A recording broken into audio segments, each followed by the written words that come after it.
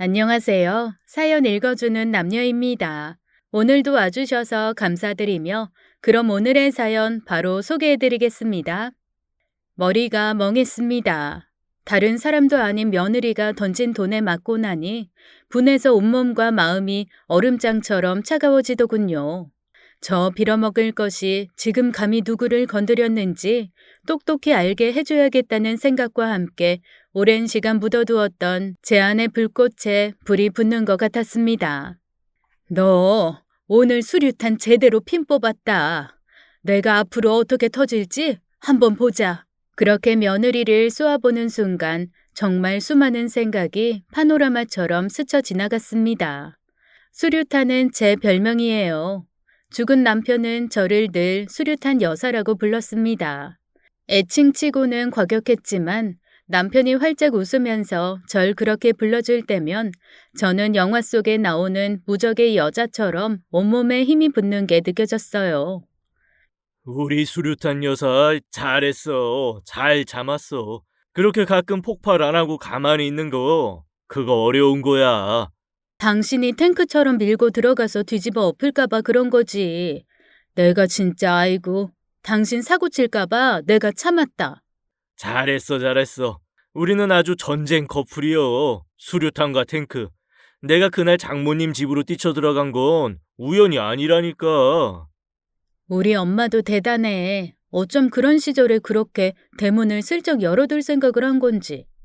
내가 그래서 아직도 돌아가신 장모님 생각하면 내 부모님보다 더 그립고 사무쳐. 아주 심장이 오그락바그락해. 남편은 정말로 돌아가신 저희 엄마를 좋아했습니다. 사랑도 많이 받았고요. 물론 첫 만남이 그렇게 훌륭하지는 못했습니다. 남편이 과격하게 데모하다가 잡힐 것 같으니 도망을 쳤고 그러다 뛰어들어와 몸을 숨긴 게 저희 집이었거든요. 죄송한데 잠시만. 일단 저 뒤에 수도가 가서 옷 벗고 씻는 척이나 해요. 잡으러 온 사람들 오면 조카가 씻고 있다고 할 테니까. 감사합니다. 정말 감사합니다. 우리 같이 늙어 분만 내는 사람들 대신해서 싸워주는데 씻기고 숨기고 밥 먹이는 건 해야지. 아직 밥도 안 먹었죠? 먹고 가요. 당시 중학생이던 저는 하루가 멀다 하고 집 앞 큰 길에서 터지는 최루탄 때문에 밖에 나가 놀지도 못하고 집에만 박혀 있었습니다. 어머니는 밖이 시끄러운 날이면 문을 걸어 잠그는 다른 집들과는 달리 대문을 살짝 열어두셨는데 그 열린 대문 사이로 뛰쳐들어와 덜덜 떠는 학생들을 먹이고 씻기고 입혀서 내보낸 게 한두 번이 아니었죠. 그리고 이 중 한 명이 나중에 저랑 결혼을 한 남편이었고요. 남편과 저는 소위 운동권 커플이었습니다. 나이 차이는 많이 났지만 어렸을 때부터 집에서 그리고 대학 들어가자마자 시작한 연애에서 듣는 얘기는 늘 같았기에 자연스레 부리는 참지 말고 응징은 재빠르게라는 생각을 머리에 담고 살게 되었죠. 시대가 변하면서 데모의 분위기도 달라졌지만 언제건 머리에 띠 묶고 소리를 질러야 하는 일은 벌어지더군요. 매 시절 억울한 사람은 있고 누군가는 그들을 위해 싸워주기도 해야 했으니까요. 하지만 열렬하게 세상을 향해 주먹을 쥐던 저희들도 시간이 가고 아이가 태어나서 대의적 삶보다는 소소한 생활에 더 신경을 쓰는 그런 날을 맞이했습니다. 데모하던 때의 분기탱전은 어느새 추억이 되고 다만 그때의 성질과 성격은 남아서 가끔 부부싸움 할 때나 드러나곤 했죠. 오랜 연애와 늦은 결혼 그리고 결혼하자 태어난 아들을 남편은 목숨보다 더 사랑했습니다. 제가 가끔 질투가 나서 혹시 아들 만나려고 나 이용한 거 아니냐고 할 정도로 아들에 대한 남편 사랑은 지극했는데 아마도 자기가 일찍 세상을 떠날 걸 알고 살아있는 동안 사랑을 그렇게 퍼부었나 봐요. 아들이 10살 때 남편이 세상을 떠나고 저는 다시 투사가 되었습니다. 일단 먹고는 살아야 하니까요. 제가 격리 쪽 일을 하고 있었는데 숫자 다루는 걸 잘하다 보니 결혼 전에도 일 그만두는 걸 회사에서 몹시 안타까워했거든요. 그래서 결혼 후에도 중간중간 결산이 필요하거나 신고를 해야 하는 기간에는 한 번씩 아르바이트처럼 도와드리곤 했었는데 그 회사에서 저보고 다시 와서 일을 해보겠냐고 먼저 말씀을 주셨습니다. 알고 보니 기존에 일하시던 분이 그만두고 새 직원을 뽑으려던 차에 대표님이 제 사정을 들으시고 그냥 저한테 먼저 물어보라고 하셨다고 하더라고요. 게다가 다른 사람들처럼 오래 앉아 있을 필요도 없고 9시부터 3시까지만 일하면 된다고 하셔서 3시까지 일하고 집에 와서 학교 다녀온 아이 챙겨주고 저녁에는 근처 반찬집에서 아르바이트를 했습니다. 워낙 성격 자체가 활발한 편이기도 하고 사람 만나는 것도 좋아하고 에너지도 많은 편이라 오히려 전 이렇게 사는 게 적성에 맞더라고요. 주말에도 집에만 있으면 자꾸 몸이 아파오는 것 같아서 이것저것 배우러 다니곤 했습니다. 운동도 배우고 자격증도 땄어요. 정년이 다가와서 회사를 그만두고 나니 시간이 더 많이 남아서 본격적으로 노후를 위한 준비를 시작했습니다.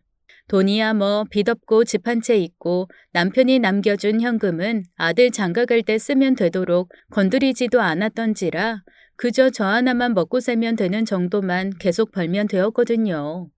더 나이 들면 연금도 나올 거고 더 늙으면 있는 집 그냥 모기지론으로 돌려서 자식한테 손 안 벌리고 살 요량이었습니다. 그래서 제 노후 준비는 건강하고 즐겁게 일을 할 수 있는 것을 찾는 것이 목적이었죠. 파크 골프도 배우고 일종 면허도 따서 유치원 통학 차량 운전도 했습니다. 그리고 요양보호사도 공부해서 자격증을 땄죠. 그중 요양보호사 자격증은 4달을 꼬박 공부하고 실습도 나가면서 정말 노후를 위해 착실히 준비해 보겠다는 마음이었어요. 엄마는 너한테 손 안 벌려. 너 엄마한테 용돈 안 줘도 돼. 대신 너도 나한테 큰 거 바라지 마. 너희 아빠가 너 위에 남겨둔 돈으로 딱 아파트 작은 거 하나 해줄 테니까 그것만 가지고 시작해. 엄마, 나 그것도 필요 없어. 엄마 무슨 일 있을지 모르니 가지고 써. 그리고 내가 언제 장가를 갈 줄 알고 그걸 그냥 묵혀. 엄마 필요하면 써요. 저는 제가 알아서 살게요. 저희 부부를 닮아서 독립적인 성격을 가졌던 아들은 처음에 제가 돈 얘기, 재산 얘기를 했을 때 손사래를 치며 괜찮다고 했습니다. 하지만 저도 사방 다니면서 들은 게 있거든요. 그래서 아들놈이 의젓하게 자기는 스스로 알아서 하겠다고 하는 말을 다 믿지는 않았죠. 아이고, 천하의 효자도 눈꺼풀에 여자 딱 들어앉으면 그때부터는 색시 싸고 도는 빙충이 된다. 믿지 말어, 우리 선생님도. 아이고, 엄마 살고 있는 집 담보 잡혀 지 새끼 유학 보내자고 하는 놈들이 천지 삐까리여. 새끼는 내 품 안에 있을 때나 새끼지. 애 담고 발 구르는 건 끝까지 애미 하나야. 지네들은 전혀 안중에도 없어. 나 좀 봐요. 나 애 셋. 집 하나씩 다 해서 남 부럽지 않게 시집장가 보냈어. 그런데 지금 나 밥 먹여주고 기저귀 갈아주는 게 걔네들이요. 우리 보호사님이잖아. 다 필요 없어요. 죽을 때까지 돈 지고 있어야 그나마 새끼들이 이렇게 보호사라도 붙여주고 그래. 요양보호사를 하다 보니 제가 돌보는 어르신들에게서 정말 별 얘기를 다 듣겠더라고요. 대부분 자식들이 모나지 않게 자라지만 그래도 마음적으로는 서운한 것들이 많이 쌓이셨는지 저한테 많은 얘기들을 들려주셨습니다. 내 친구 놈 하나가 재작년에 갔는데 우리 중에서는 걔만큼 건강한 놈이 없었거든. 골프 연습장도 매일 학교 가듯 다니고 산도 오르고 그래서 친구들끼리 만나면 우린 다 노인네들이고 걔 혼자만 우리 보호자처럼 그렇게 건강했단 말이야. 그런데 어느 날인가 모임에 오더니 풀이 푹 죽어서 저 끝에서 그렇게 술만 퍼마시대. 나중에 무슨 일이 있었는지 물었는데 세상에 내 친구가 더 늙기 전에 차 한 대 좋은 거 타고 싶었나 봐. 왜 남자들 그런 거 있거든. 여자들이 가방이나 구두 하나 좋은 거 갖고 싶은 것처럼 번쩍거리는 차 핸들 잡으면서 기야 이야 하는 그 맛. 그래서 한 대 뽑았대. 자기 좀 타다가 아들놈 줄 생각으로. 근데 그 아들놈이 자기 친구랑 통화하면서 그러더라네. 우리 집 노인네 노망나서 내 돈을 아주 물 쓰듯 쓰고 다닌다고. 저 차 산 돈 아까워 죽겠다고. 그게 왜 지 돈이래요? 웃기는 놈일세. 우리 말도 그 말이었고, 내 친구 말도 그 말이었어.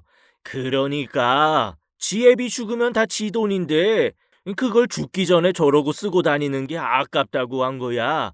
그런데 그 아들놈이 어떤 놈이었냐면, 지 아버지 간 안 좋았을 때, 20kg 빼서 아버지 간 이식도 해주고, 우리 모임할 때 와서 가끔 밥값 내고 지 아버지 데리고 가고 그런 놈이라.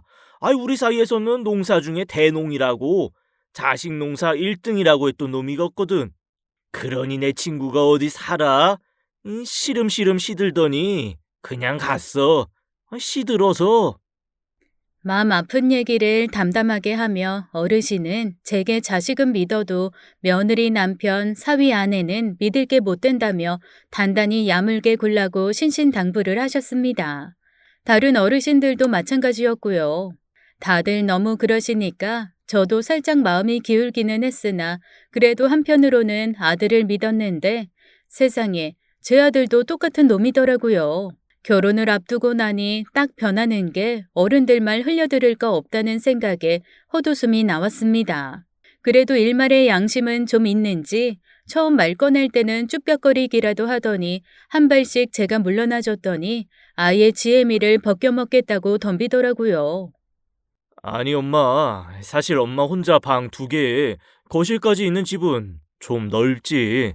이참에 그냥 엄마도 평생 사실 집 하나 해서 들어가시고, 매매도 좋긴 한데 요즘 부동산 시장에 덥석 사는 건 좀 그렇고, 전세나 월세도 나쁘지 않을 것 같긴 한데. 그러니까 지금 네가 큰 집에서 번듯하게 시작하자고 이 엄마를 단칸 월세방으로 밀어내겠다 그거냐? 엄마 좀 말 좀 과격하게 하지 말아요. 세희 맘 약해. 엄마랑 캐릭터가 달라. 엄마 그렇게 한마디 툭툭 던지면 세희 몇 개월을 마음고생하고 운다니까. 나한테는 괜찮은데. 그래서 지금 너한테만 말하고 있잖아, 이 빙충아. 너 엄마 숫자 계산 귀신이야.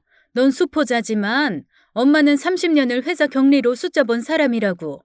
내 앞에서 어설프게 숫자 노름 할 생각 말고 본론만 말해. 너 엄마 성격 알지? 아니, 집을 구하는데 내가 다니는 회사랑 세희가 다니는 회사랑 딱 반반인데다가 하필이면 우리 예산보다 1억 좀 넘게 더 비싸, 시세들이. 그런데 가서 보니까 집도 너무 괜찮고.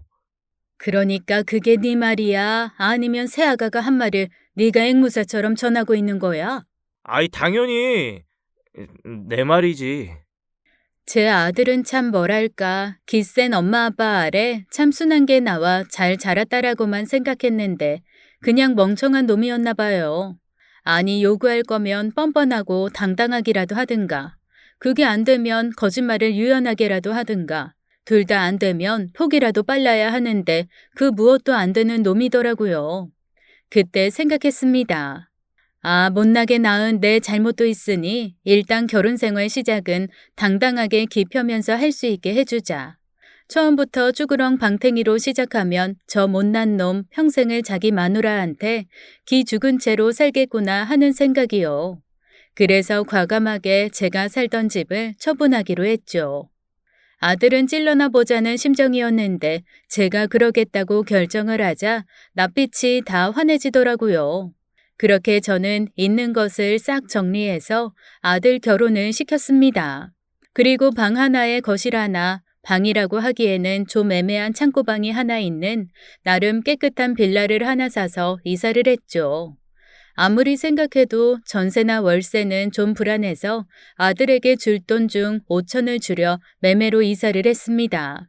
그때는 그 5천이 나중에 제 뒷목을 잡는 억울한 열쇠가 될 줄은 꿈에도 몰랐고요. 며느리로 들어온 아이는 적당히 여우 같고 적당히 곰 같았습니다. 문제는 곰 같아야 할 때 어설프게 여우짓을 하고 여우 같아야 할 때 미련하게 곰짓을 한다는 거였죠. 아예 눈에 안 보이는 게 제 마음이 편해서 초반에 예의상 왔다 갔다 하는 거 몇 번만 만나고는 그나마도 제가 오지 말라고 했습니다. 사실 저도 귀찮거든요. 아들이야 제 새끼니까 못나고 빙축 맞아도 보면 또 먹이고 싶고 애틋한데 며느리까지는 아직 그 마음이 안 드는 것도 사실이고 오전 오후로 나눠서 요양보호사 일하고 쉬는 날에는 파크 골프 치고 유치원 버스 운전 그만둔 후 시작한 야간 학원차 운전까지 하면 저도 정말 집에서는 잠만 자는 생활을 하는 것이다 보니 집에 온다 어쩐다 하는 것도 귀찮더라고요. 어차피 결혼한 거 둘만 잘 살면 된다는 생각도 있었고요. 우리 선생님은 성격이 참 좋은가 봐요. 아니 아무리 그래도 어떻게 자식한테 그렇게 딱 거리를 둘 수가 있지? 제 성격이 좀 그래요. 아니면 말고 이런 것도 있고 네 쪼대로 해라 난 내 쪼대로 한다 뭐 이런 것도 있고 화끈하시네. 폭발적이죠 아주.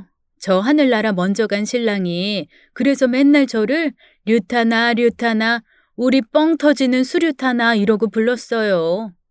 아이고 하하 아주 딱 맞는 별명이네. 딱 맞는 별명이야.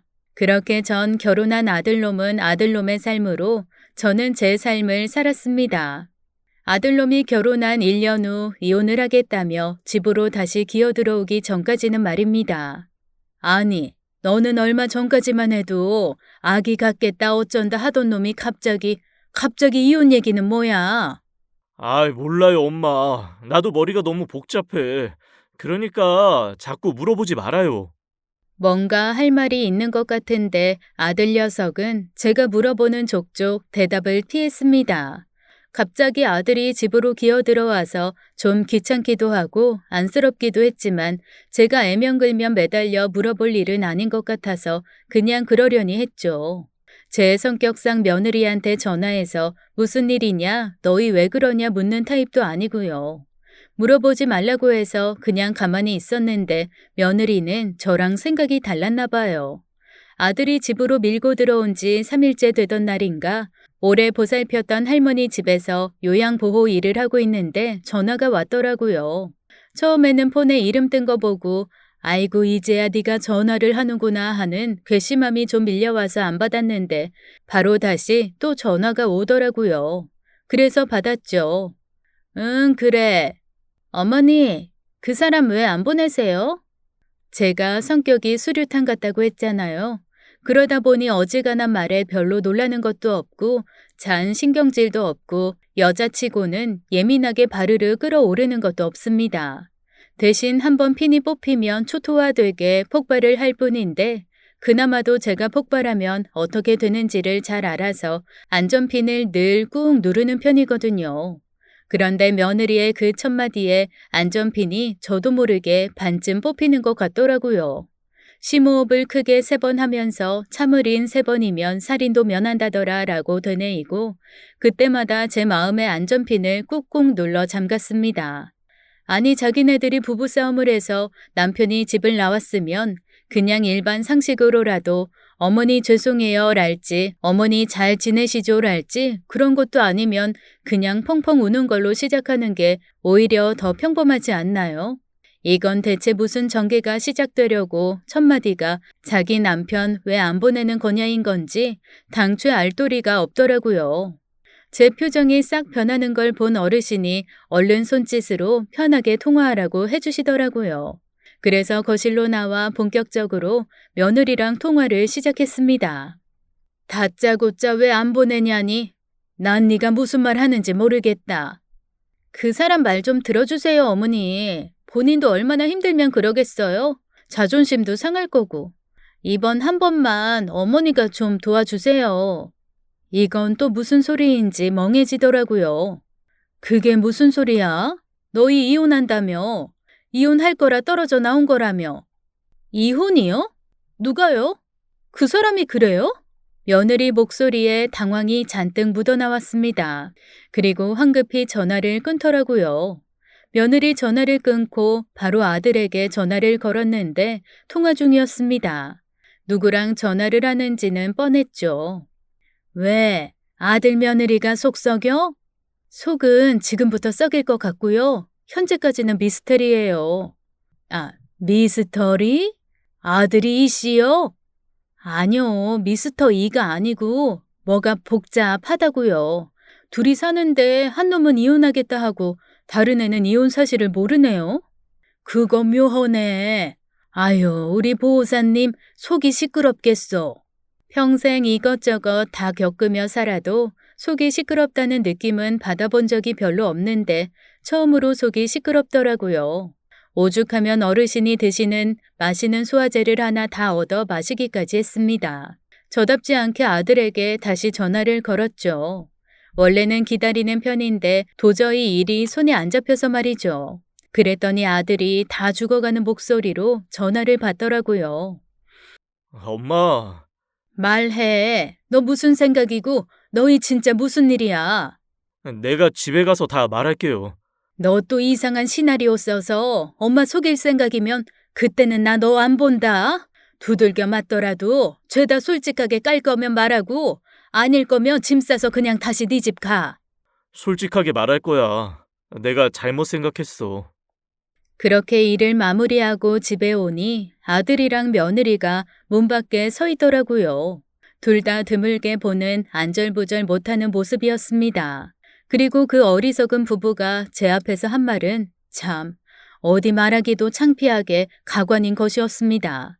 제가 처음에 아들 결혼할 때 집이면 끝이라고 하고 5천 빼고 보태줬다고 했잖아요. 그게 제 뒷목 잡게 억울할 일 만들 줄은 몰랐다고 그 5천이 발단이었습니다. 둘이서 제 집을 팔아 자기네 아파트를 사려고 하면서 시세를 다 알아봤을 거 아니에요. 그런데 제 아들이 가져올 수 있는 돈이 전체 예산에서 5천이 부족한 걸 보고 며느리가 또 아들을 잡았던 모양이더라고요.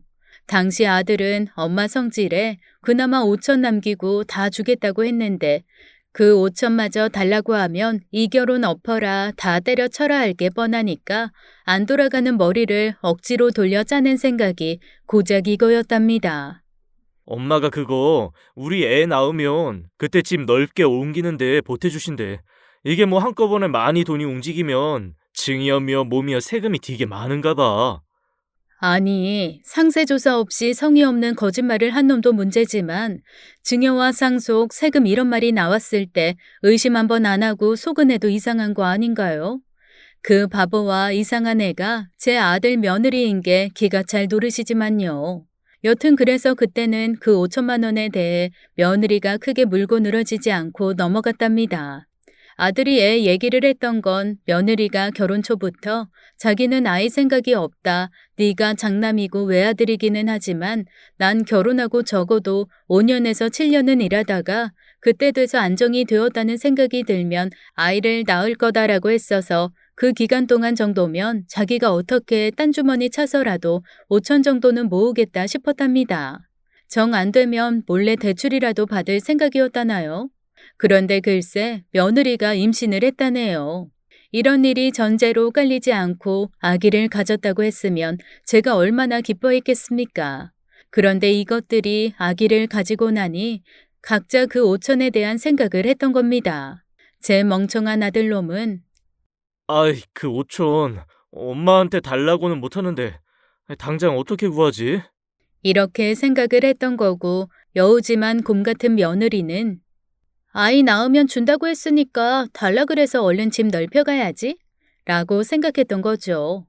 떡줄 사람은 생각도 않는데 둘이 동상이몽을 하고 있으니 대화가 될 리가요. 며느리는 계속 아들에게 어머니 나 임신한 거 아시지 않냐? 당신이 말했다며. 근데 왜 돈 얘기가 없냐? 나 배부르기 전에 이사하고 싶다 노래를 했고 아들은 아들대로 아기 가진 기쁨을 알리지도 못하고 돈 5천에 있는 대로 속이 뒤집어졌던 거죠. 그러다 이 멍청하고 또 멍청한 제 속으로 낳은 저 왼수가 꾀랍시고 낸 게 이혼 소동이었습니다. 아니, 이 사람한테는 내가 엄마를 옆에서 좀 같이 있으면서 설득하겠다. 그 5천이 지금 엄마 집에 들어가 있는 것 같다. 약속을 하신 거기는 하지만 나도 아들 입장에서 엄마 집 정리하고 나 살 아파트 보탤 돈 해달라고 하기가 좀 그렇다고 말을 한 거지. 난 줄 생각이 1도 없는데? 그러니까 애초에 엄마는 줄 생각이 없는 돈인데 그걸 날 줄 마음을 먹게 하려면 나 이혼을 할 건데 돈 5천만 있으면 봉합될 것 같다. 그렇게 말해서 뭔가 돈이 될 것 같으면 엄마한테 그때 엄마, 우리 사이 다시 좋아져서 아이 가졌어 하고 엄마 마음 풀어줄 얘기를 하려고. 와, 머리 뚜껑 확 열리대요. 진짜 손바닥이 얼얼할 정도로 아들의 등짝을 내리쳤습니다. 결국 이놈이 계획한 건 자기 이혼을 막고 싶으면 돈 5천을 내라. 어라, 엄마가 돈 줘서 이혼 안 했더니 손주가 생겼네? 엄마 고마워요 하고 입 싹 닫을 심산이었던 거잖아요. 저는 제가 모자라지만 착한 애를 낳아 키웠다고 생각했는데 사실은 모자란 사기꾼을 낳아 키웠던 거였습니다. 그 와중에도 아들을 후드려 패고 며느리 머리채도 잡고 싶었는데 2달 되었다는 뱃속 손주가 마음에 걸리더라고요.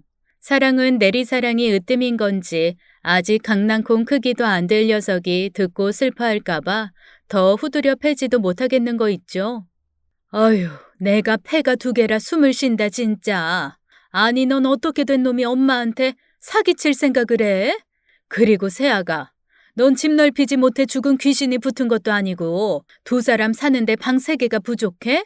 그래서 이사를 또 가야겠다고 하는 거야? 어머니, 요즘에는 뱃속에 있을 때부터 대기 명단 올려야 하는 어린이집도 있고요. 어렸을 때 같이 어울리는 친구들 수준도 얼마나 중요한데요. 전 돈 5천 때문에 우리 땅콩이가 누릴 미래의 수준이 떨어지는 거 너무 싫어요. 부모 자격 없는 거잖아요. 자세히 들어보면 앞뒤가 하나도 안 맞는 말을 며느리는 성실하게 하는 장점이 있더군요. 아니 자기네 부모 자격을 갖추는데 왜 제 돈이 들어가야 합니까?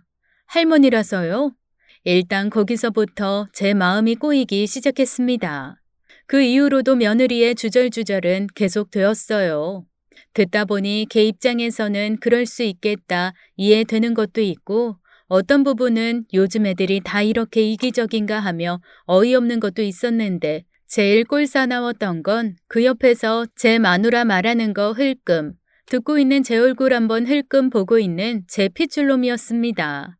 아니 결혼 전에 그렇게 엄마 돈 손 안 대겠다고 남자답게 호언장담하던 사람은 어디 가고 지금은 마누라 그늘에서 비실거리는 인간이 돼서 저러고 앉아있는 건지 저도 모르게 한숨이 푹푹 나오더라고요. 그 와중에 며느리 얘기는 점점 더 점입가경으로 흘러갔습니다. 저희도 그 돈을 그냥 공짜로 다 받고 그러고 싶지는 않아요.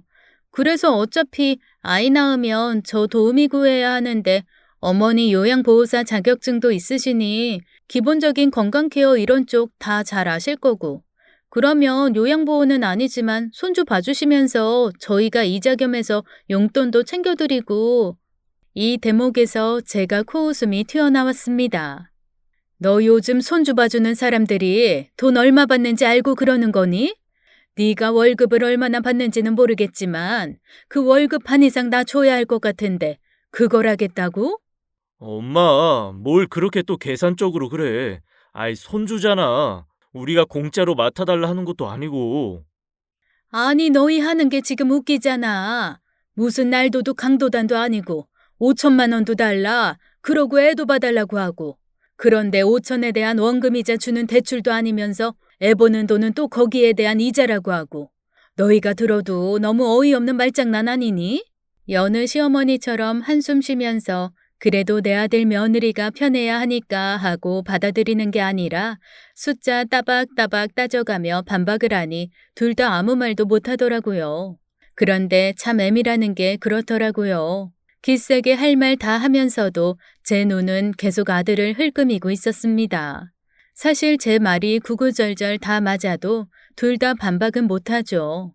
그럼에도 엄마가 좀 져줬으면 좋겠다, 도와줬으면 좋겠다 하는 표정이 가득한 그 얼굴. 그걸 보고 있자니 제 마음이 더 안 좋아졌습니다. 그리고 죽은 남편이 종종 했던 말이 떠오르더라고요.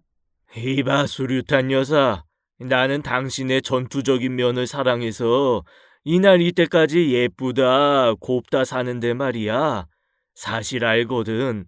당신이 아내는 몹시 코스모스 같은 면이 있다는 거. 가끔은 말이지. 그 코스모스 좀 한들거리면서 한 번쯤은 그냥 좀 넘어가지고 그래. 어떻게 사람이 평생을 전사로 살겠어? 때로는 흙에도 좀 묻어가고 바람에도 좀 실려가고 그래야지. 아니, 하필 그때 그 말이 생각나면서 지금이 그 묻어가고 실려갈 때인가 하는 마음이 드는 건 왜랍니까?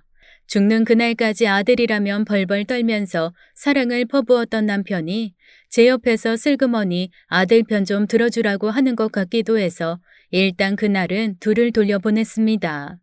그리고 계산기를 꺼내 미친 듯이 두들기며 밤새 이런저런 상황을 고려했죠. 너 퇴근하고 네 처랑 집에 좀 와. 엄마 할 말 있어. 엄마, 나만 갈게. 저 사람 입덧 때문에 어젯밤에 내내 토하고 잠도 못 자서 오늘 회사에 연차 내고 집에 있거든. 입덧이 심해? 그제야 아들이 어제 안 했던 얘기를 또 주절주절 하더라고요. 임신 초기이기는 하지만 며느리가 워낙 예민해서 입덧도 다른 사람보다 빠르고 열도 잘 오르고 해서 병원에서도 주의하라는 얘기를 많이 들었던 모양입니다. 그래서 아들이 옆에서 붙어 있으려다가 자기 마누라 마음을 편하게 해주는 건 돈이다 싶어 그놈이 그런 짓을 벌인 거였더라고요. 그날 저녁 저는 아들에게 집을 팔아서 옮기는 건 못하고 내가 이 집을 담보로 해서 5천만 원을 해주겠다고 했습니다. 그리고 며느리만 괜찮다고 하면 일주일에 한두 번 사는 집에 가서 살림을 도와주겠다고 했죠. 솔직히 두 번째 건 며느리가 싫다고 할 줄 알았습니다. 저도 제 꾀에 제가 빠진 거죠. 시어머니가 들락거리는 거 뭐 좋고 편하겠나 싶은 데다 어차피 돈 해주는 거 좀 더 폼나게 조건 하나 더 얹어보자 하는 마음이었는데 아니 그걸 홀라당 둘 다 받더라고요. 솔직히 좀 당황스러웠지만 어쩌겠어요. 제가 뱉은 말이니 지켜야죠. 그렇게 아들은 저한테 낼름 받아간 5천에 그동안 그래도 좀 모은 게 있었는지 그거에 대출 좀 더 받고 해서 넓은 방 3개에 큰 거실과 부엌이 있는 집으로 이사를 했습니다. 그 와중에 며느리는 몸이 안 좋고 안정을 해야 한다며 병원에 입원을 하는 바람에 이사도 제가 했네요. 아마 그쯤부터였던 것 같아요. 제가 돌봐드리는 어르신들이 절 수류탄 여사에서 불발탄 여사라고 부르신 게 말이죠. 에이, 펑펑 터지는 수류탄인 줄 알았는데 피시식하는 불발탄이구만. 아주 자식한테 꼭 매였어. 아니 어쩌려고 그런데 진짜. 나중에 이 나이 돼서 더 서럽고 고생해. 아이고 정말 사람 똑똑한 줄 알았더니 헛똑똑이네 헛똑똑이요. 사람 이미지 바뀌는 거 한순간이더라고요. 그렇게 저는 용감하게 씩씩하고 삶의 재미를 찾아 끊임없이 모험하는 수류탄에서 속창까지 자식 며느리 다 빼주고 그 집 일해주면서도 좋은 소리 못 듣고 눈치 보게 되는 불발탄이 되었습니다. 그래도 어쩌겠어요. 자식 가진 죄인이죠 뭐. 그나마 만날 3분 요리 데워 먹던 아들에게 아침 저녁으로 제가 직접 한 밥 먹이는 거 그거 하나 낙이 되더라고요. 며느리는 입도 짧아서 딱 자기 먹는 것만 먹고 아들은 그것 때문에 덩달아 못 먹고 살았던 모양입니다. 엄마 밥이 최고라며 퍽퍽 퍼먹는 걸 보니 미운 마음도 사라지더라고요. 그렇게 손주가 태어났습니다. 아들이었죠. 제 눈에는 제 아빠 어렸을 때랑 판박이로 똑같은데 며느리는 굳고 다 자기 닮고 아들 닮은 부분은 입술밖에 없다고 딱 못 박더라고요. 어차피 크면서 100번은 바뀔 얼굴 엄마가 그렇게 우기면 할 수 없는 거 아니겠어요? 사실 그런 거 말고도 며느리랑 부딪힐 일은 한두 개가 아니었거든요. 어머니, 애기 옷은 절대 세탁기 넣지 마세요. 다 전용 세제로 손빨래 해야 돼요. 그럴 거면 세탁기는 왜 샀니? 어른들 옷은 세탁기로 빨잖아요. 거기서 어떤 병균 어떤 때가 나와서 남아있을 줄 알고 같이 써요. 무조건 손빨래 해주세요. 임신했을 때 일주일에 2~3번 가서 살림을 도와주던 것이 아이가 태어난 후에는 자연스레 일주일 내내 가는 것으로 굳어지더라고요. 요양보호사 일도 못하고 어쩌다 보니 손주 키우기가 오롯이 제 처지가 되었는데 이게 물에 물 탄 듯 술에 술 탄 듯 되다 보니 뭐라고 거절할 명분도 애매하게 되어버렸습니다. 애봐준답시고 매달 주는 용돈은 고작 100만 원. 요양보호사로 벌 때의 3분의 1 수준이었죠. 그런데 아들도 급여 인상이 안 되었다고 우는 소리를 하고 며느리는 출산휴가 끝나고 복직했더니 너무 힘들다고 징징거리니 될 대로 되라 하고 놓고 나오는 게 엄마로서는 되지 않더라고요. 그래도 그 집에서 자는 것만은 하고 싶지 않아서 출근 전에 가서 퇴근하면 바로 오는 생활을 시작했습니다. 와, 그런데 이거 요양보호사 10배는 고되더라고요. 애들이 처음에는 퇴근하면 바로 제깍 집에 오더니 어느 정도 시간이 흐르니까 이 핑계 저 핑계를 대면서 조금씩 늦기 시작했습니다. 눈치에 가끔 둘이 밖에서 저녁 먹고 들어오는 것 같기도 했고요. 저도 회사 생활을 해봐서 알죠. 무슨 놈의 회식이 매주 있겠습니까? 핑계죠 다. 그나마 아들놈은 들어오면서 눈치라도 보는데 며느리는 그런 것도 없더라고요. 한 번은 아들놈이 며칠 출장을 가서 며느리가 와야 제가 집에 갈 수 있었던 때가 있었습니다. 첫날은 제 시간에 퇴근을 하더니 두 번째 날은 1시간쯤 늦고 세 번째 날은 2시간 반쯤 늦더라고요. 네 번째 날은 연락도 없이 2시간째 안 들어오길래 제가 전화를 했는데 안 받더라고요. 끊고 나서 바로 제 전화가 울리길래 며느리가 건 줄 알았습니다. 그런데 글쎄 누가 걸었는 줄 아세요? 사부인이 받더라고요. 아우 사돈어른 애한테 전화하셨었죠? 제가 막 받으려는데 끊겨서 제가 다시 전화 드렸어요. 지금 애 맞게서 씻으러 들어갔어요. 얼른 보낼게요. 씻으러 들어갔다뇨? 오늘 저희 애 친정 가서 쉬다 오라고 하셨다면서요. 회사 휴가 내고. 세상에 너무 감사해요. 안 그래도 독박 육아에 애 이유식도 만들어 먹이고 회사 일하면서 그냥 좀 대충 사 먹이고 하면 좋은데 애가 또 그런 성격이 아니잖아요. 애가 너무 힘들어했는데 사돈 어르신 덕에 그래도 하루 제 옆에서 먹고 자고 했네요. 네, 잘 쉬었으면 됐어요. 애 재촉한 거 아니니까 저 전화 왔다고 하지 마셔요. 전화를 끊고 나니 어이가 없더라고요. 아니 제 자식은 시어머니에게 하루 종일 맡겨두고 자기는 친정 가서 먹고 자고 한 거 아닙니까? 제가 그렇게 꽉 막힌 시어머니는 아닙니다. 속으로야 욕을 좀 할 수 있지만 하루 정도 그렇게 쉬고 싶다 하면 가서 쉬고 오라고 하겠죠. 공산주의 국가도 아니고 지발로 가겠다는데 가지 말라고 묶어둘 수는 없는 거잖아요. 그런데 일단 휴가를 내고 가서 쉰 것까지는 그렇다 하더라도 그걸 굳이 숨긴 거는 이해가 안 되었습니다. 아니 억지로 저의 모든 인내심과 이해심을 끌어모아 거기까지도 이해할 수 있었어요. 시어머니한테 저 휴가 내고 오늘 하루 놀 거예요 하고 말하는 거 어려울 수 있으니까요. 그런데 그렇다면 적어도 퇴근 시간은 맞춰서 와야 하는 거 아닙니까? 퇴근 시간 훌쩍 넘기고도 말 한마디 없이 온다는 건 그냥 저를 무시한 거 아닐까요? 그게 화가 났습니다. 그래서 며느리가 들어오면 한마디를 해야 하나 말아야 하나 하고 있었는데 어라, 출장 갔다가 내일 온다던 아들이 들어오는 게 아니겠어요? 너 내일 온다며? 하루 일찍 왔지. 거기 일정이 일찍 끝나서 그리고 애 엄마가 연락했더라고. 자기 오늘 야근인데 너무 바빠서 엄마한테 연락도 못 드렸다고. 전화 주셨는데 전화할 시간도 없으니 빨리 가서 엄마 집에 보내드리라고 하던데. 이 여우 같은 게 또 곰 같은 짓을 하네. 자기 엄마랑 제가 통화한 건 모른 채 전화기에 찍힌 제 번호만 보고 아들한테 얘기를 한 모양입니다. 직접 와서 얼굴 보고 거짓말을 할 자신은 없었나 보죠. 저도 꼴 보기 싫고 해서 그냥 그날은 집에 와버렸습니다. 그리고 아들한테 내일이랑 모레는 너희가 알아서 하라고 해버렸습니다. 나 밀렸던 병원도 가야 하고 일이 생겼으니 사돈 어르신에게 맡기던가 둘 중 하나가 휴가를 내던가 하라고 했더니 아들이 펄펄 뛰더라고요. 갑자기 이러면 어떡하냐고요. 그래서 제가 그랬죠. 네 마누라한테 전해. 사부인이 딸내미 보살피는 것처럼 딱 하루만 손자 좀 봐주시면 좋겠구나 라고 했다고. 아들은 영문을 모르는 얼굴이 되었지만 전 알고 있었습니다. 며느리가 그 말을 들으면 군말 없이 주말까지 내내 알아서 애를 볼 거라는 걸요. 아니나 다를까 그날부터 월요일 아침까지 문자 하나 전화 한 통 없더라고요. 월요일에 제가 갔을 때는 며느리가 이미 출근을 하고 없는 상태였고요. 엄마, 근데 나 모르는 다른 일 있어요? 왜?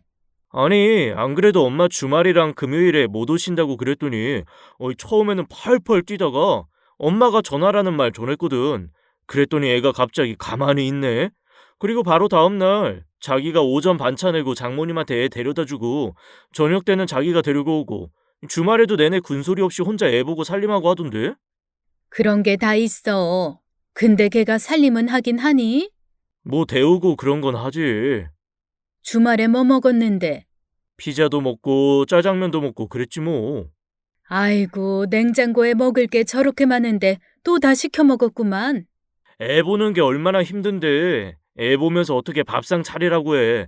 내가 할 줄 아는 건 한계가 있고. 이 화상아. 저는 답답한 아들에게 버럭 소리 한번 지르고 그냥 회사로 보내버렸습니다. 차라리 말없이 방긋방긋 웃는 손주를 보고 있는 게 좀 속이 덜 시끄럽더라고요. 그 후로 며칠을 전 며느리 얼굴도 못 봤습니다. 무슨 얘기를 들은 건지 아들이 꼬박꼬박 칼퇴근을 해서 아이를 바톤 터치하더라고요. 그런데 그 즈음부터 저는 며느리에 대한 스트레스가 더 쌓여가기 시작했습니다. 하루 이틀 지날수록 집안에 쪽지가 늘어가더라고요. 처음에는 이게 뭔가 했는데 며칠 지나니 확실하게 알 수 있었습니다. 사모님 마나님이 일하는 사람에게 내리는 지령 쪽지. 딱 그거 이상 그거 이하도 아니었어요. 냉장고 내부 청소 좀 해주세요. 묵은 김치는 볶아주시고 겉절이 새김치 좀 담궈주세요. 손빨래한 옷은 너무 꼭 짜지 마시고 자연스럽게 뉘어서 건조해주세요. 어이가 없더라고요. 이게 무슨 상황인가 싶었습니다. 이런 걸 전화도 아니고 얼굴 보고 말하는 건 더더욱 아니고 쪽지로 툭툭 던져놓는 게 이게 대체 며느리가 시어머니에게 할 행동인가요? 그것도 손글씨를 애교스럽게 써서 놓았으면 제 기분이 이렇게 더럽지는 않았을 듯 합니다. 타자를 쳐서 뽑은 걸 쭉쭉 찢어서 놨더라고요. 더 어이없는 게 뭔지 아시나요?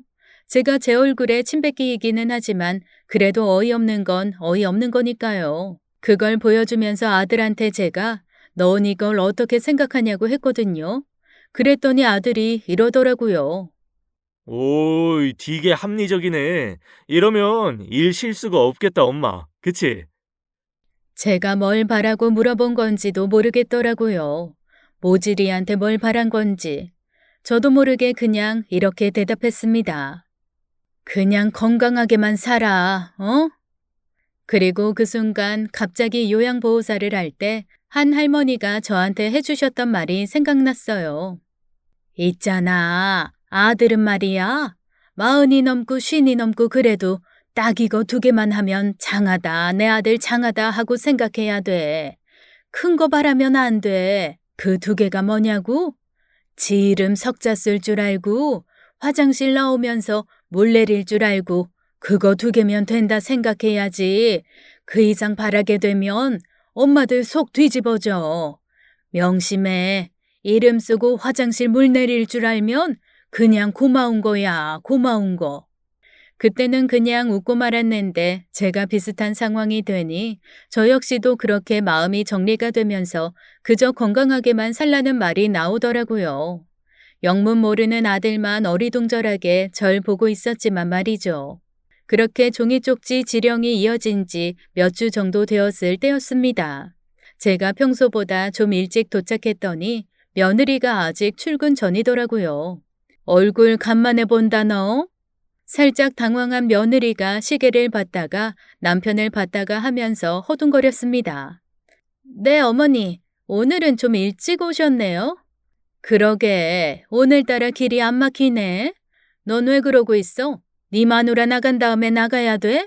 그거 아니면 거기서 서성거리고 있지 말고 가. 뭔가 안절부절하며 저와 며느리 사이에서 왔다 갔다 하고 있는 아들을 내쫓다시피 그냥 내보내고 며느리와 저는 어색한 공기 사이에 서 있었습니다. 이 상황에서 어머니 사실은요 하면서 그동안 며느리가 했던 행동들에 대한 변명이나 설명 사과 같은 것을 기대했던 일말의 희망도 없었다면 그건 거짓말이겠죠. 그렇다고 해서 그런 식의 행동을 할 거라고는 정말 실밥만큼도 생각을 하지 않았습니다. 며느리가 글쎄 5만 원짜리 하나를 식탁에 딱 올려놓고 그러는 겁니다. 오늘은 화장실 좀 구석구석 청소해 주세요. 다른 집 파출부들이 화장실 청소하면 추가금 요구하는 경우 있다고 하더라고요. 그래서 드리는 거예요. 선불로. 펑펑펑.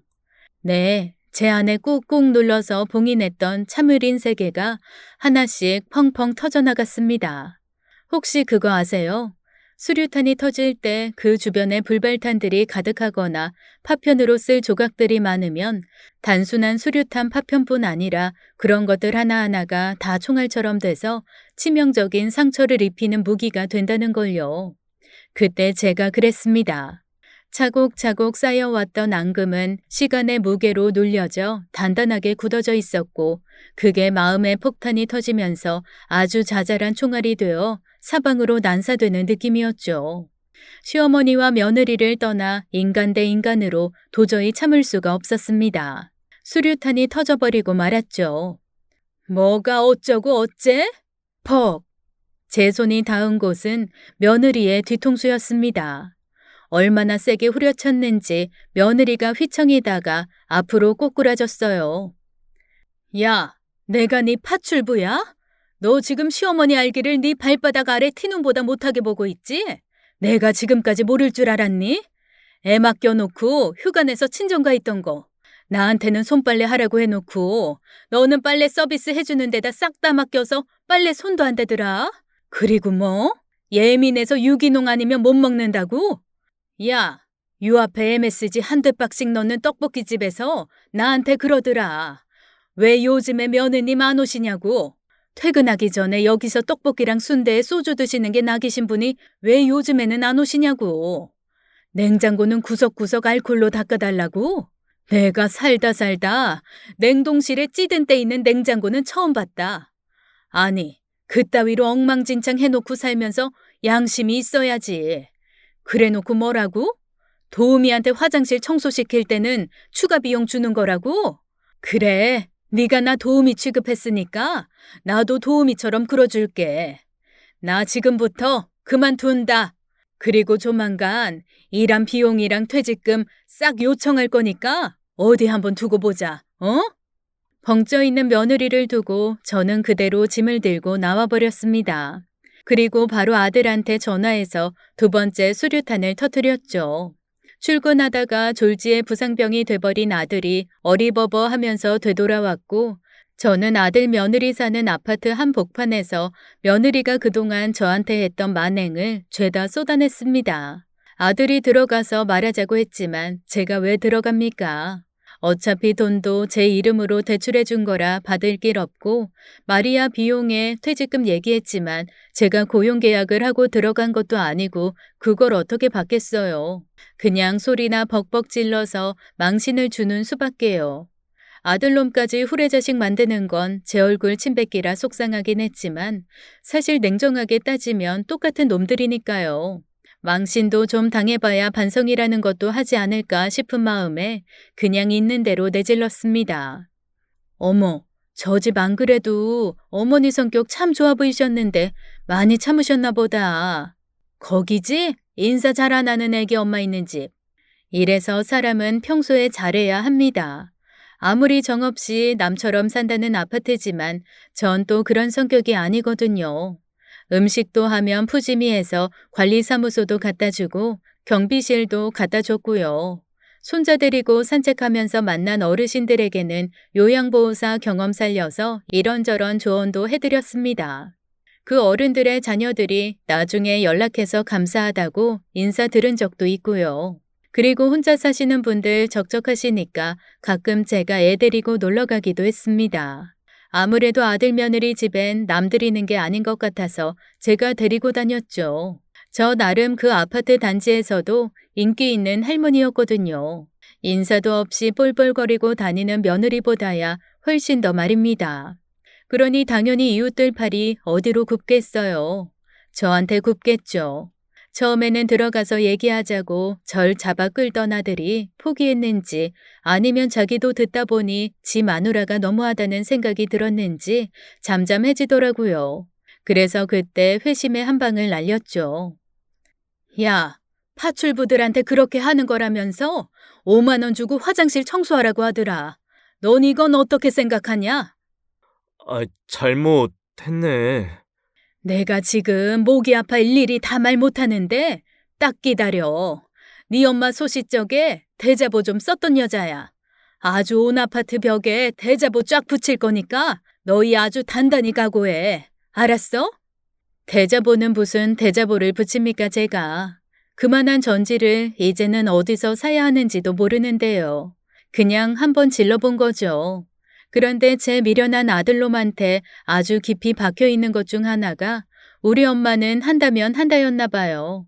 아주 그날 자기 집에 가서 마누라를 처음으로 잡은 모양이더라고요.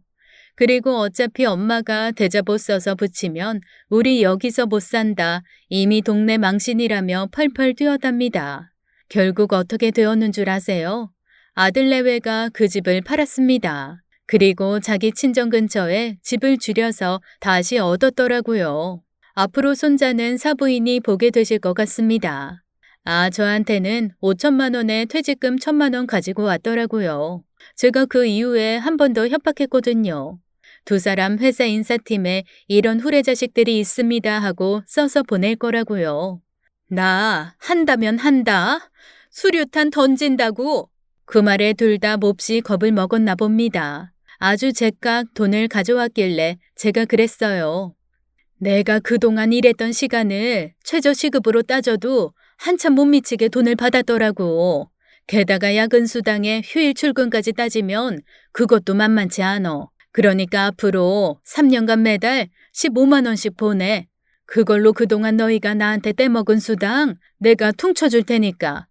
엄마, 꼭 그렇게까지. 해야겠어. 제가 버럭 소리를 지르자 아들과 며느리의 목이 자라처럼 쑥 들어가더라고요. 아니 그러니까 진작 좀 알아서 잘하면 오죽 좋습니까? 꼭 이렇게 윽박을 한 번씩 질러야 말들을 들으니. 저는 다시 요양보호사 일을 시작했습니다. 아들이 살던 아파트에서 친해진 어르신들이 요청하신 분도 있었고요. 기존에 다니다가 손자 봐주느라 그만뒀던 곳에서 다시 와달라고 하신 분들도 있었습니다. 그리고 그분들에게 저는 제대로 수류탄 던진 전사가 되었죠. 저한테 대리만족 느끼신다는 분도 있었고 아무리 그래도 아들 며느리한테 너무 박하게 했다는 분도 계셨지만 뭐 사람은 각자의 사정이라는 게 있는 거니까요. 어차피 저 죽으면 제가 쓰고 남은 거 다 걔네한테 갈 건데 받고 나면 좀 덜 억울하지 않을까요? 일단 저는 저 사는 동안에는 계속 펑펑 터트리면서 살아보려고요. 오늘도 며느리가 15만 원 보내는 걸 잊었길래 바로 문자 보냈습니다. 앞으로는 늦을 때마다 이자 붙일 거야. 아니나 다를까 바로 들어오더라고요. 돈 들어왔으니 오늘은 집에 가는 길에 고기나 사가야겠습니다. 안 그래도 앞집에 혼자 사는 할머니 계시던데 같이 구워 먹을까 싶어서요. 저도 뭐 아들 며느리가 용돈 줘서 그걸로 고기 샀다고 자랑이나 해볼까 해요. 남들이야 내막 모르니 부럽다고 하겠죠. 부럽다고 하면 이렇게 대답하려고요. 다들 나름의 속사정이 있겠죠. 그러니까 부러워 마시고 그냥 공짜 고기나 드셔요. 라고 말입니다. 그러니까 겉모습만 보고 남 부러워 말고 각자 자기 안에 수류탄이나 하나씩 품고 살자고요. 참으면 병됩니다. 알아주는 사람도 없고요. 함부로 터뜨리면 나도 죽고 남도 죽지만 한 번씩 안전핀 덜컥거리며 나도 성질 있거든. 나도 폭발하면 무섭거든. 나도 화내면 장난 아니거든. 하는 걸 보여줄 필요는 있더라고요. 우리 며느리 보세요. 아주 요즘은 저 멀리서 올 때부터 어깨 딱 좁히고 종종 걸음으로 와서 납작 엎드린다니까요.